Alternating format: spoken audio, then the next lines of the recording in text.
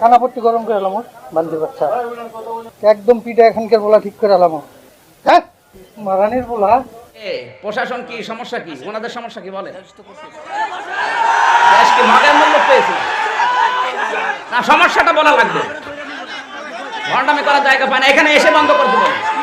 কোরআন তেলাওয়াত ছাড়া যেমন নামাজ হয় না, মুসলমানেরা যেই কোরআন দিয়ে আপনারা নামাজ পড়েন, নামাজের শিক্ষা হচ্ছে এই কোরআন দিয়ে আপনার জীবনের আগাগোড়া আপনি পরিচালনা করবেন। আমার নবী মসজিদে নববীতে কোরআন তেলাওয়াত করে নামাজ পড়েছেন, আর মদিনার রাষ্ট্র চালানোর জন্য আরেকজনকে দায়িত্ব দিয়েছেন যে চাচা আবু জেহেল তুমি চালাও। আল্লাহ রাসূল যদি বলতেন যে চাচা তুমি সব চালাও, আবু জেহেল বলতো ভাতিজা আসো, বুকে আসো, কুলাকুলি করে, অসুবিধা তো নাই। ইভেন কাবা ঘরের ইমাম খতিবের দায়িত্ব রাসূলকে দিত, কোনো অসুবিধা নাই, কারণ সবকিছু তো আমাকে পরিচালনার দায়িত্ব তুমি দিচ্ছ। আল্লাহ রাসূলের সাথে দ্বন্দ্ব হলো কেন? আল্লাহ রাসূল বললেন চাচা তোমার নীতিতে সব চলবে না, এই জমিনটা যার, আইনও চলবে না। কোরআনের প্রত্যেকটি বিধান কার? প্রত্যেকটি বিধান কার? আমরা এখন কি করলাম?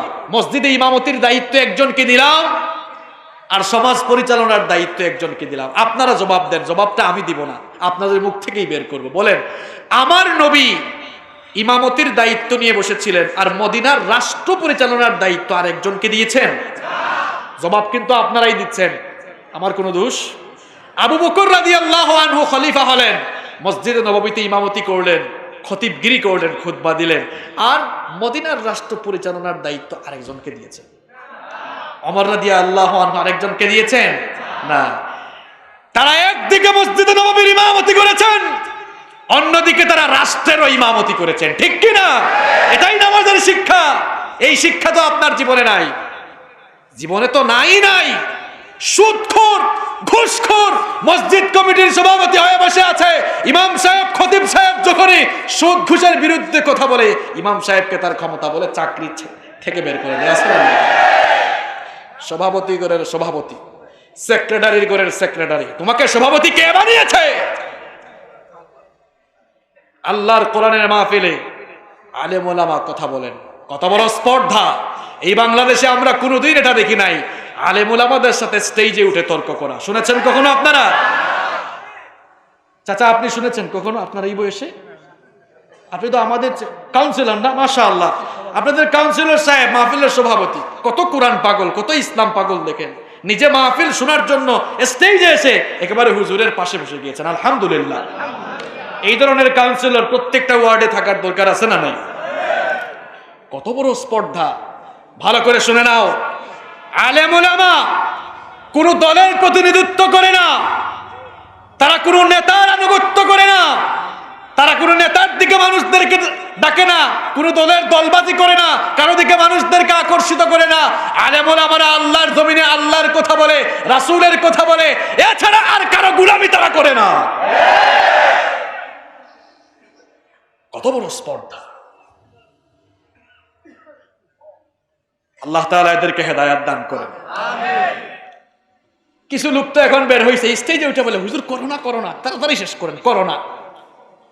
করোনা কিন্তু তোর উপরেই আসবে, করোনার তোর উপরেই। স্টেডিয়ামে যে বসে বসে এত মানুষ খেলা দেখে, এখানে করোনা আয় না, না? আর সিনেমা হলে মনে হয় খুব সামাজিক দূরত্ব, তাই না? সামাজিক দূরত্ব কথাটা ইসলামের সাথে সাংঘর্ষিক। বলতে হবে শারীরিক দূরত্ব, বলতে হবে শারীরিক। সামাজিক দূরত্ব যারা করবে এরা জাহান্নামে যাবে। সামাজিক দূরত্বের কথা ইসলামে বলা হয় না, বরং সামাজিক সম্প্রীতির কথা বলা হয়েছে। তাহলে কি বলবেন? শারীরিক দূরত্ব মেনটেন করে।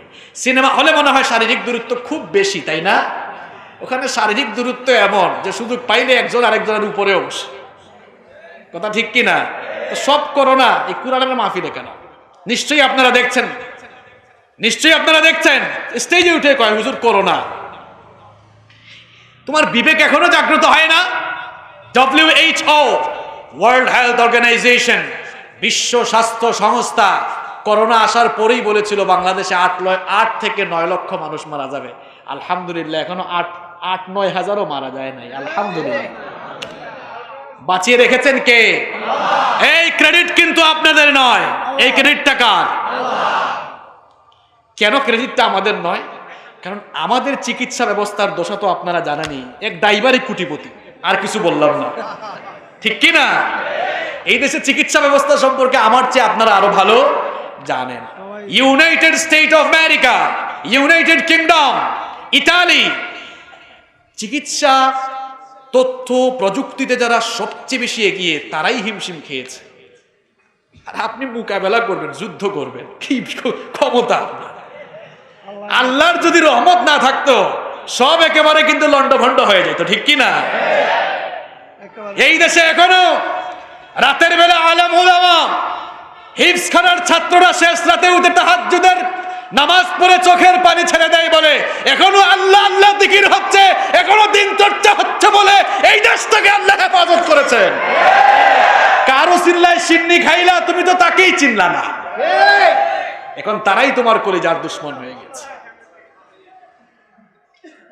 যেই লোকগুলো কোরআনের মাহফিলে আসে এই মানসিকতা নিয়ে যে মাহফিলকে বন্ধ করবে আর করোনাকে ইস্যু করেছে, আমরা কোরআনের মাহফিল থেকে দোয়া করছি, আল্লাহ যদি এদের কপালে হেদায়েত থাকে ঠিক আছে, হেদায়েত দাও, যদি হেদায়েত না থাকে তোমার করোনা দিয়ে তুমি এদেরকেই শেষ করে দাও।